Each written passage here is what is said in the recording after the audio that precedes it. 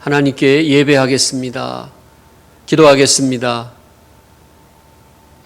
그러므로 형제들아, 내가 하나님의 모든 자비하심으로 너희를 권하노니 너희 몸을 하나님이 기뻐하시는 거룩한 산 제물로 드리라. 이는 너희가 드릴 영적 예배니라. 사랑과 구원의 하나님, 우리를 택하사 구원받게 하신 은혜를 감사합니다. 불안과 염려 가운데서도 믿음과 평안 주시니 감사합니다. 신실한 믿음과 참된 순종으로 주님만 섬기게 해 주옵소서. 우리는 연약하오니 우리를 긍휼히 여겨주시고 우리는 부족하오니 주님의 능력으로 우리를 채워 주옵소서. 우리가 드리는 예배가 믿음으로 드리는 예배 되게 하시며 이 예배를 통하여 성삼일체 주 하나님께서 홀로 영광 거두어 주옵소서. 예수 그리스도의 이름으로 기도드립니다. 아멘. 다 같이 찬송가 15장을 함께 찬송하겠습니다.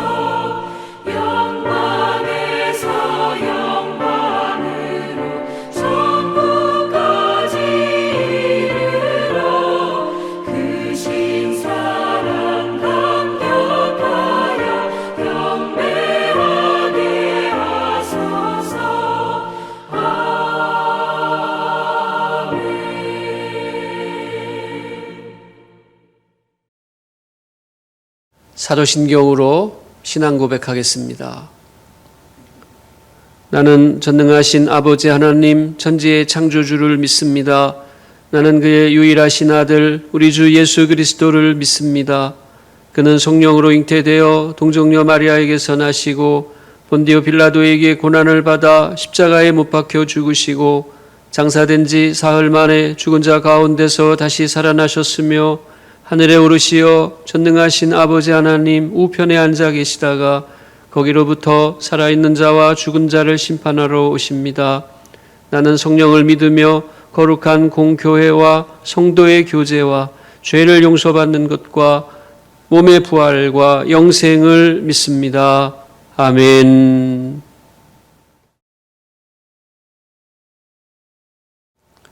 성시교독은 교독문 84번입니다. 믿음은 바라는 것들의 실상이요 보이지 않는 것들의 증거니 선진들이 이로써 증거를 얻었느니라. 믿음으로 모든 세계가 하나님의 말씀으로 지어진 줄을 우리가 아나니 보이는 것은 나타난 것으로 말미암아 된 것이 아니니라. 믿음으로 아벨은 가인보다 더 나은 제사를 하나님께 드림으로 의로운 자라 하시는 증거를 얻었으니 하나님이 그 예물에 대하여 증언하심이라. 그가 죽었으나 그 믿음으로써 지금도 말하느니라. 믿음으로 에녹은 죽음을 보지 않고 옮겨졌으니 하나님이 그를 옮기심으로 다시 보이지 아니하였느니라. 그는 옮겨지기 전에 하나님을 기쁘시게 하는 자라 하는 증거를 받았느니라. 믿음이 없이는 하나님을 기쁘시게 하지 못하나니 하나님께 나아가는 자는 반드시 그가 계신 것과 또한 그가 자기를 찾는 자들에게 상 주시는 이심을 믿어야 할지니라. 아멘. 다 같이 찬송가 298장을 찬송하겠습니다.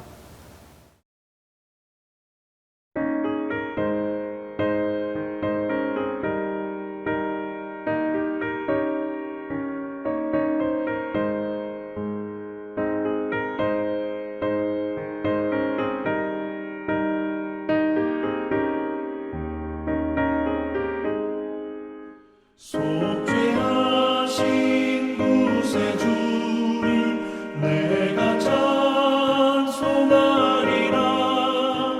내게 자유 주시려고 주가 고난당했네. 그 신사랑 찬양하리. 나의 죄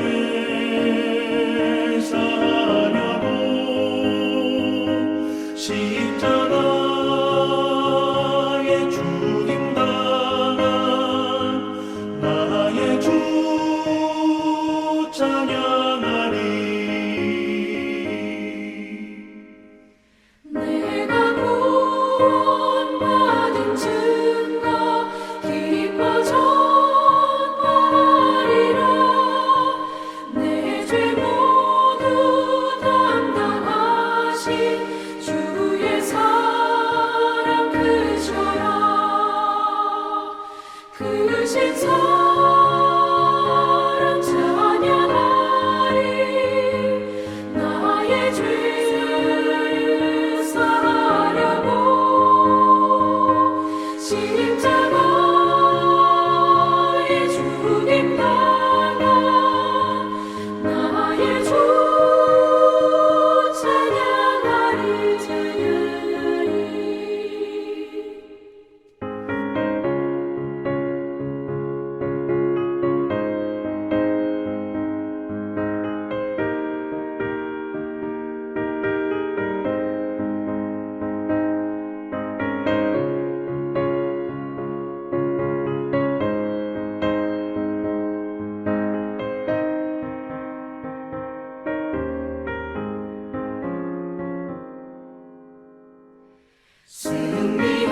승리하신 구세주를 내가 찬송하리라. 죄와 죽음 지옥 권세 주가 모두 이겼네. 크신 사랑 찬양하리. 나의 죄 사하리.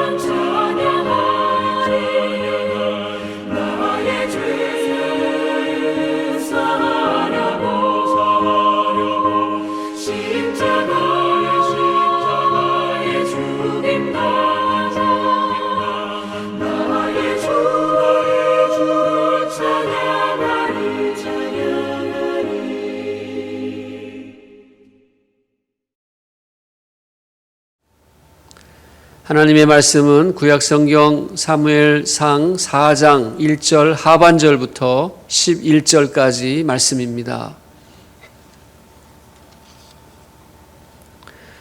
이스라엘은 나가서 블레셋 사람들과 싸우려고 에베네셀 곁에 진치고 블레셋 사람들은 아벡에 진쳤더니 블레셋 사람들이 이스라엘에 대하여 전열을 벌이니라.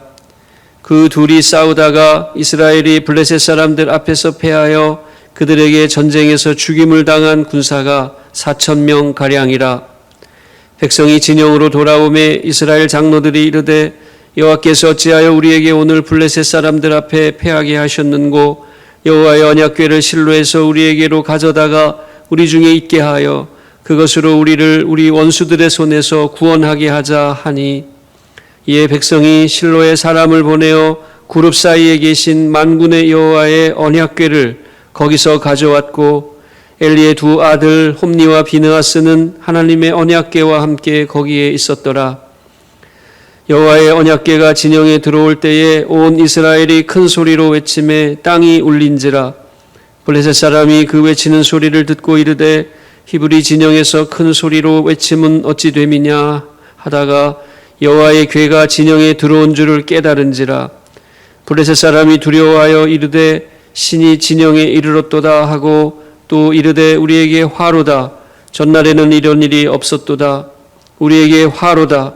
누가 우리를 이 능한 신들의 손에서 건지리요. 그들은 광야에서 여러 가지 재앙으로 애굽인을 친 신들이니라. 너희 블레셋 사람들아 강하게 되며 대장부가 되라. 너희가 히브리 사람의 종이 되기를 그들이 너희의 종이 되었던 것 같이 되지 말고 대장부같이 되어 싸우라 하고 블레셋 사람들이 쳤더니 이스라엘이 패하여 각기 장막으로 도망하였고 살육이 심히 커서 이스라엘 보병에 엎드러진 자가 3만 명이었으며 하나님의 궤는 빼앗겼고 엘리의 두 아들 홈니와 비느하스는 죽임을 당하였더라. 아멘.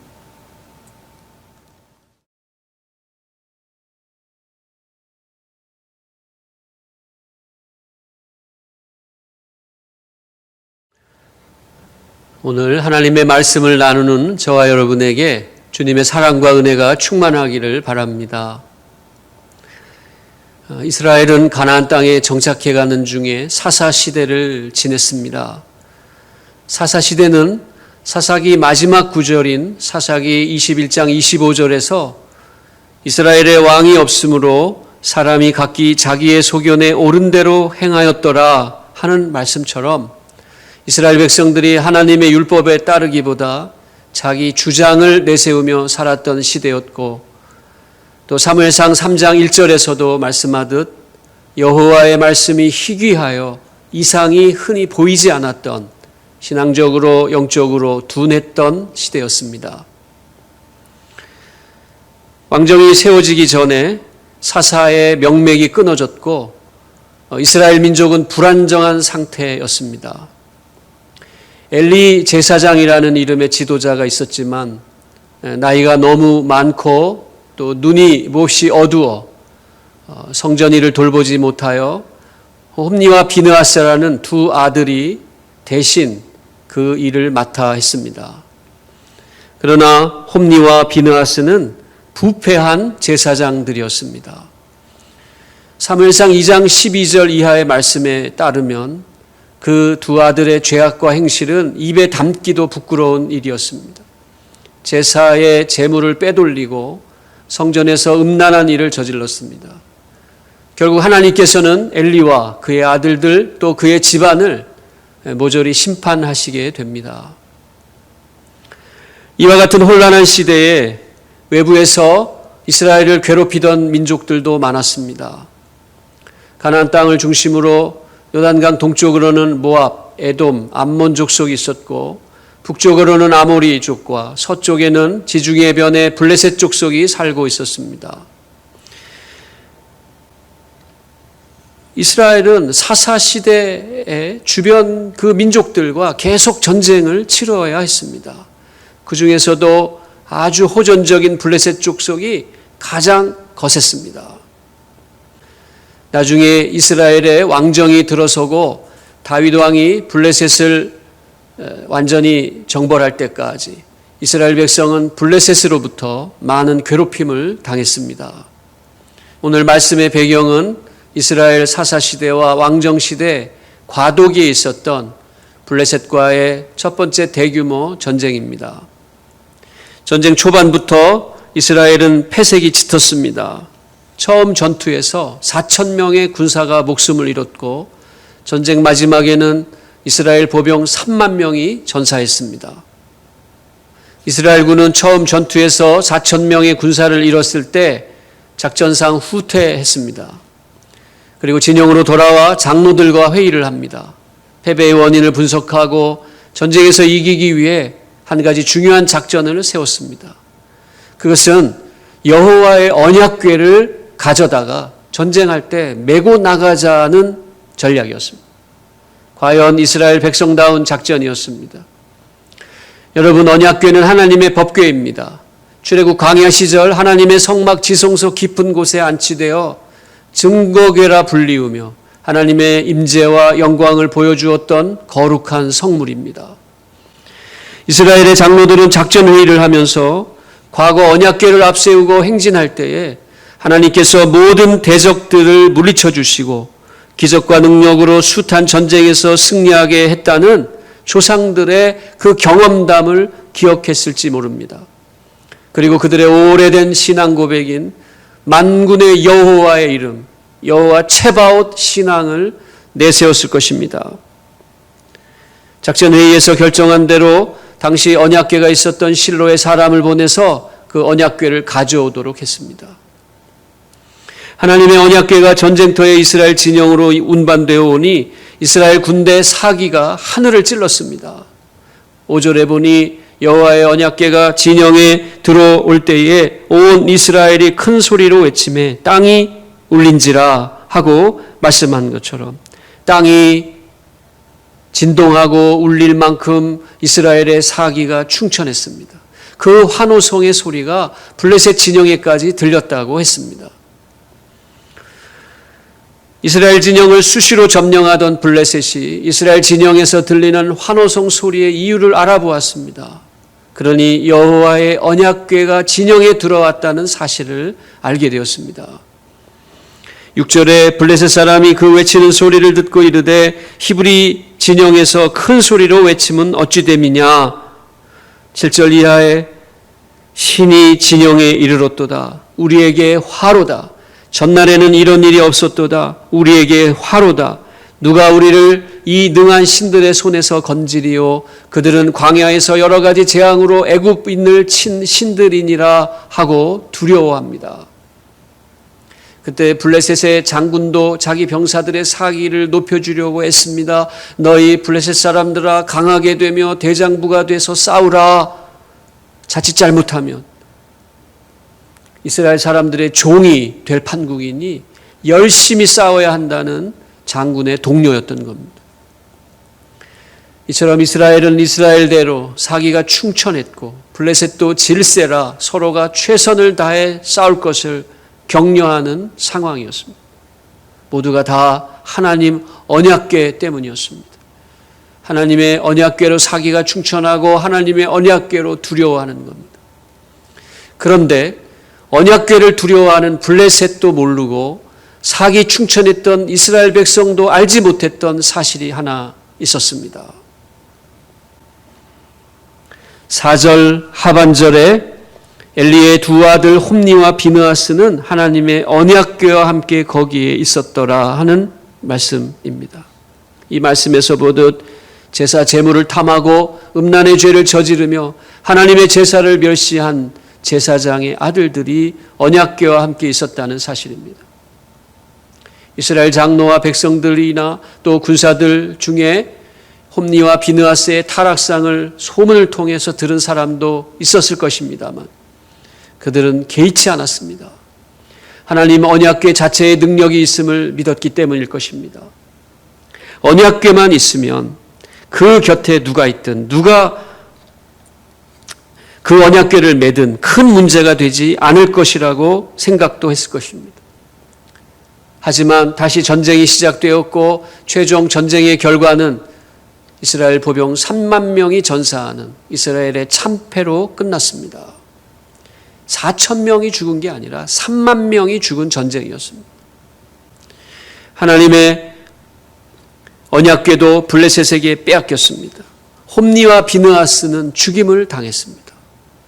이스라엘로서는 상상할 수 없는 패전입니다. 만군의 여호와 하나님, 하나님의 언약궤가 함께 했는데도 전쟁에서 패배한 겁니다. 이스라엘은 큰 충격을 받지 않을 수가 없었습니다. 여러분, 우리는 이스라엘이 전쟁에서 패한 원인이 어디에 있는지 이미 알고 있습니다.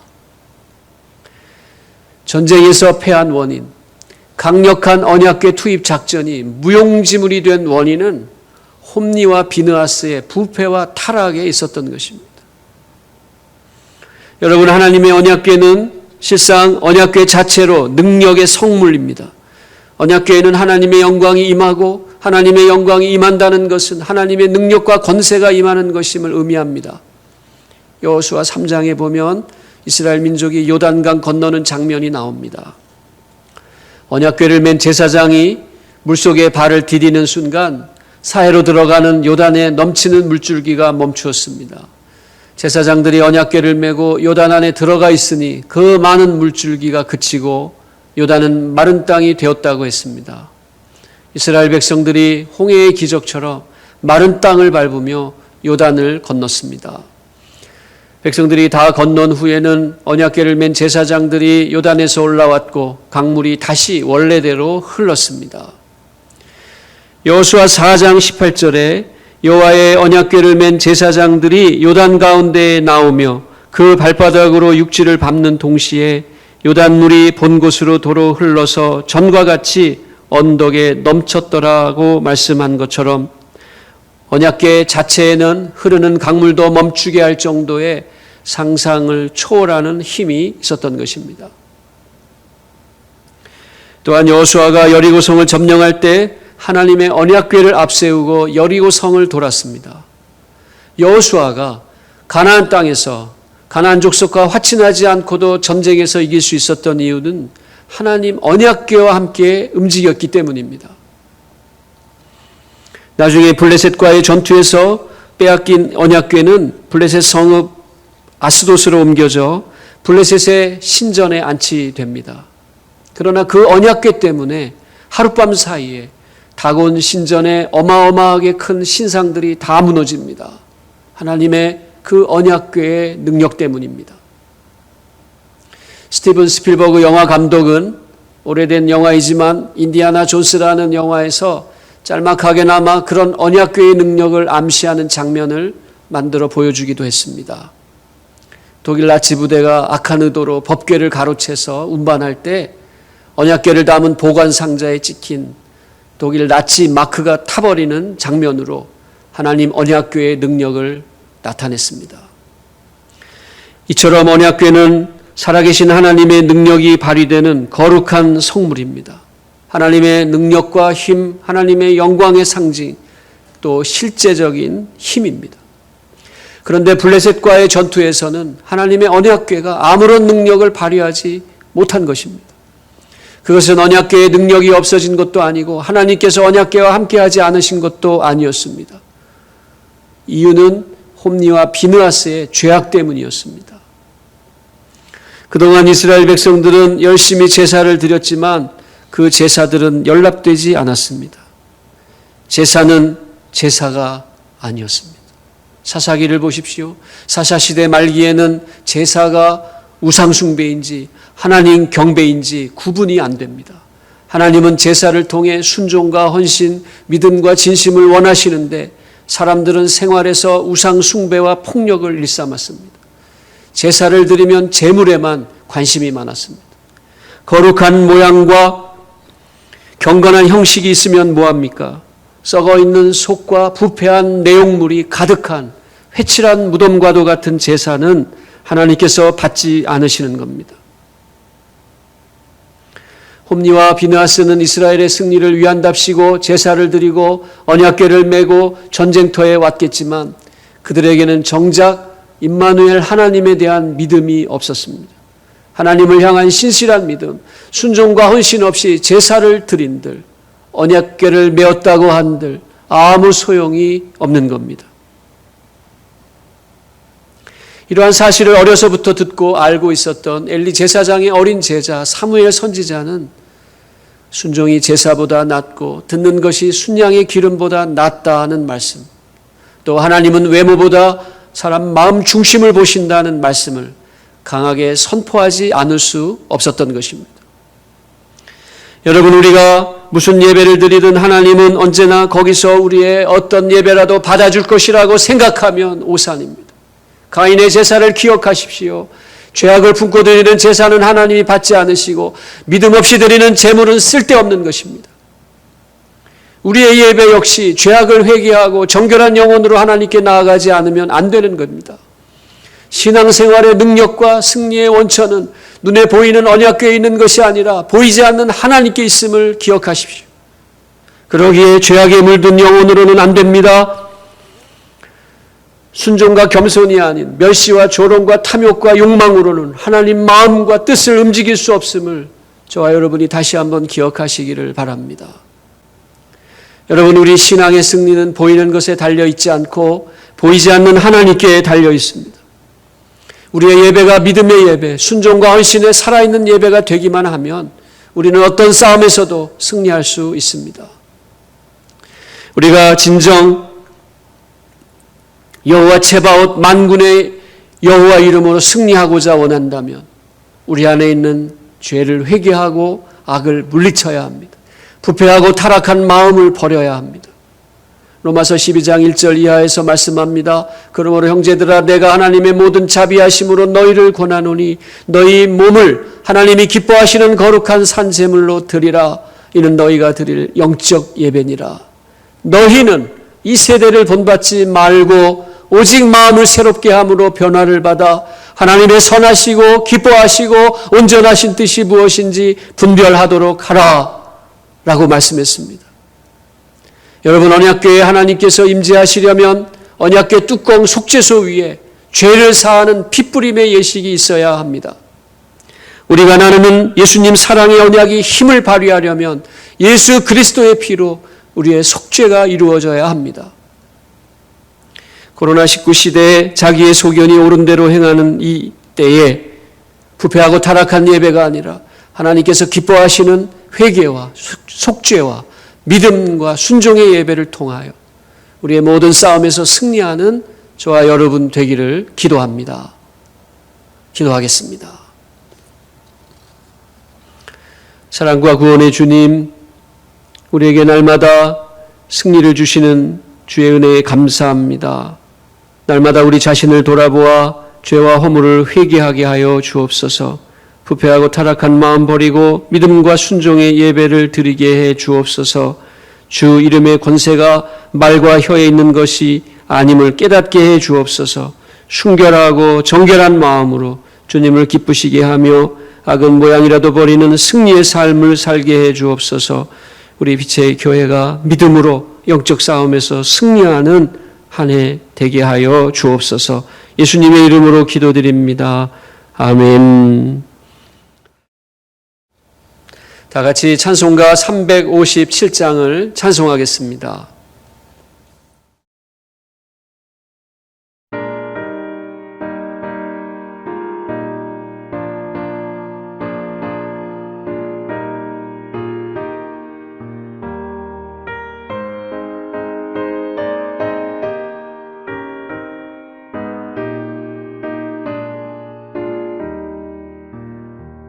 주 믿는 사람 일어나 다